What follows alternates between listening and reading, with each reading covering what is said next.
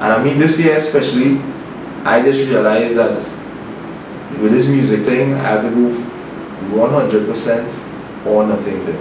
As a matter of fact, that's why I kind of brand myself as the hardest working Trinidad artist now, because that's like my only inspiration right now, to be the hardest working.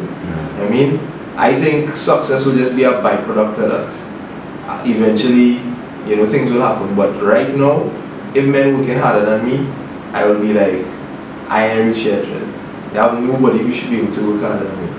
If you working harder than me, just look behind, because you know I'm right behind it. Also, check out my blog, the hardest working TrinidadArtist.com, where you're gonna update every week to see what's going on with me.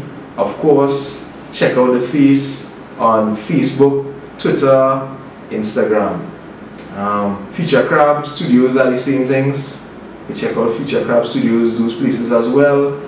And look out for music, real music, and also make sure and stay tuned to Trini Rap Mix. Trini Rap Mix on Facebook and all other social media.